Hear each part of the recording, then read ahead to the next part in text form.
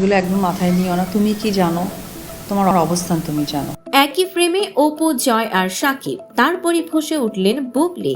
আর এসব কিছু দেখে অপুকে নাকি শান্ত থাকার বার্তা দেন সাকিব, জানালেন অপু নিজেই। সম্প্রতি সামাজিক যোগাযোগ মাধ্যমে ভাইরাল হয় একটি ভিডিও, যেখানে দেখা যায় ঢালিউড মেগাস্টার সাকিব খান তার প্রথম স্ত্রী অপু বিশ্বাস এবং সন্তান আবরাম খান জয়ের সঙ্গে সময় কাটাচ্ছেন।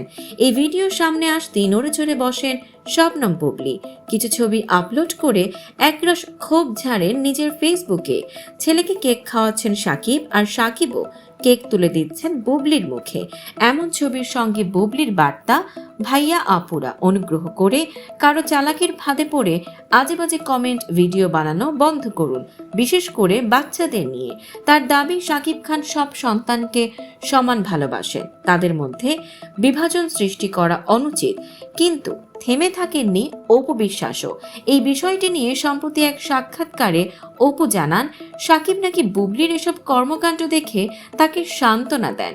অপুকে পরামর্শ দেন এসব নিয়ে না ভাবার জন্য।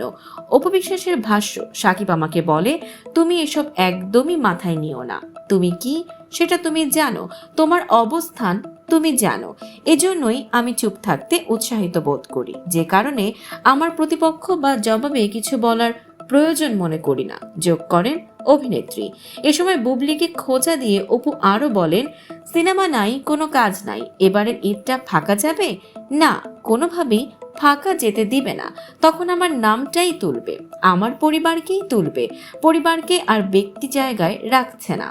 বুবলিকে উদ্দেশ্য করে অপু আরো বলেন, সে বিভিন্ন মাধ্যমে বলছে নোংরামো বন্ধ করা দরকার, এগুলো বন্ধ করা দরকার, অথচ সে নিজেই নোংরামোর মধ্যে নিজেদেরকে ফেলে দিচ্ছে।